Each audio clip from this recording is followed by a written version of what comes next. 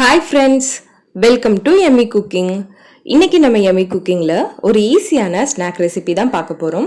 மைதா biscuit எப்படி செய்யறதுன்னு பார்க்க போறோம். குழந்தைங்க ஸ்நாக்ஸ் கேட்கும்போது இது ரொம்ப ஈஸியா செஞ்சு கொடுத்துடலாம். குழந்தைங்களும் ரொம்ப விரும்பி சாப்பிடுவாங்க.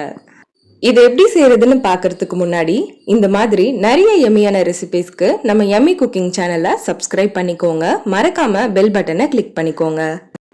மைதா பிஸ்கெட் செய்யறதுக்கு ஒரு மிக்ஸி ஜார்ல அரை கப் அளவுக்கு சுகர் எடுத்துக்கோங்க.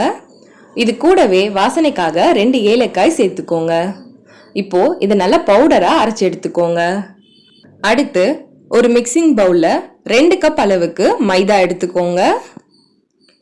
இது கூட நம்ம அரைச்சு வச்சிருந்த சர்க்கரையை சேர்த்துக்கோங்க. 2 கப் மைதாக்கு அரை கப் அளவு சர்க்கரை சேர்த்துக்கோங்க. உங்களுக்கு இனிப்பு இன்னும் கொஞ்சம் வேணும்னா நீங்க 3/4 கப் அளவுக்கு சர்க்கரை சேர்த்துக்கோங்க. அடுத்து கொஞ்சமா உப்பு சேர்த்துக்கோங்க. அப்போதான் நமக்கு ஸ்வீட்னஸ் நல்லா எடுத்து கொடுக்கும். ஒரு பிஞ்ச் அளவுக்கு பேக்கிங் சோடா ஆட் பண்ணிக்கோங்க. அடுத்து 2 டேபிள் ஸ்பூன் அளவுக்கு நெய் ஆட் பண்ணிக்கோங்க. இப்போ இது எல்லாம் ஒன்னா சேர்த்து நல்லா மிக்ஸ் பண்ணிக்கோங்க. நல்லா மிக்ஸ் பண்ணியாச்சு. அடுத்து இதுல கொஞ்சம் கொஞ்சமா தண்ணி ஆட் பண்ணி சப்பாத்தி மாவு பதத்துக்கு பிசைஞ்சுக்கோங்க. மைதாக்கு அதிகமா தண்ணி தேவைப்படாது. இப்ப பாருங்க, மாவு நல்லா பிசைஞ்சாச்சு. இந்த அளவுக்கு மாவு நல்லா சாஃப்டா இருக்கணும். இப்போ இதை ஒரு தட்டு போட்டு 10 நிமிஷத்துக்கு மூடி வச்சிடுங்க. 10 நிமிஷம் ஆயிடுச்சு. இப்ப மாவு ரெடியா இருக்கு. இப்போ இதுல இருந்து சப்பாத்திக்கு எடுக்கிறத விட கொஞ்சம் பெரிய சைஸ்ல மாவு எடுத்து உருட்டிக்கோங்க. இது இந்த மாதிரி தட்டிட்டு மாவு ஒட்டாம இருக்கிறதுக்காக 2 சைடும் நல்லா மாவு தொட்டிட்டு சப்பாத்திக்கு திரட்டுற மாதிரி தட்டிக்கோங்க. ரொம்ப மெலிசா ரோல் பண்ணக்கூடாது, கொஞ்சம் திக்கா ரோல் பண்ணிக்கோங்க. ரோல் பண்ணியாச்சு. இப்போ இதோட ஓரங்களை இந்த மாதிரி கட் பண்ணிக்கோங்க. கட் பண்ணிட்டு ரிமூவ் பண்ணிடுங்க.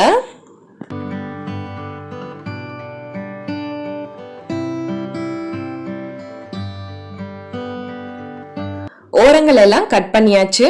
அடுத்து இதை நான் ஸ்கொயர் ஷேப்ல கட் பண்ணிக்க போறேன். உங்களுக்கு எந்த ஷேப் வேணுமோ அந்த மாதிரி நீங்க கட் பண்ணிக்கோங்க.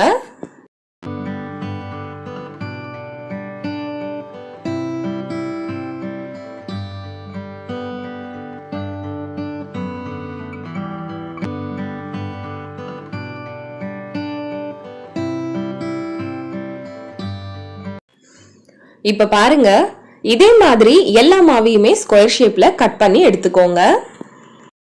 இந்த மாதிரி கட் பண்ண பிஸ்கெட்ஸ் எல்லாம் ஒரு பிளேட்ல பேப்பர் போட்டு வைங்க. அப்போதான் ஒட்டாம இருக்கும். பிஸ்கெட்ஸ் எல்லாம் கட் பண்ணி ரெடியா இருக்கு. இப்போ இதை எண்ணெயில போட்டு பொரிச்சு எடுத்துடலாம். எண்ணெய் நல்லா சூடானதும் நம்ம கட் பண்ணி வச்சிருக்க பிஸ்கெட்ஸை எண்ணெயில சேர்த்துடுங்க. சேர்த்துட்டு ஸ்டவ்வை மீடியம் ஃப்ளேம்ல வச்சுட்டு இதை ஃப்ரை பண்ணி எடுத்துக்கோங்க. இது 2 சைடும் திருப்பி விட்டு நல்லா கோல்டன் ப்ரௌன் ஆகிற வரைக்கும் ஃப்ரை பண்ணி எடுத்துக்கோங்க. ஸ்டவ்வை மீடியம் ஃப்ளேம், லோ ஃப்ளேம்னு மாற்றி மாற்றி வச்சு இதை நல்லா ஃப்ரை பண்ணி எடுத்துக்கோங்க. அப்போதான் இது நல்லா கிறிஸ்பியா இருக்கும். இல்லைன்னா கலர் உடனே மாறிடும், உள்ள வெந்திருக்காது. இது அப்பப்போ இந்த மாதிரி கலந்து விட்டுட்டே இருங்க.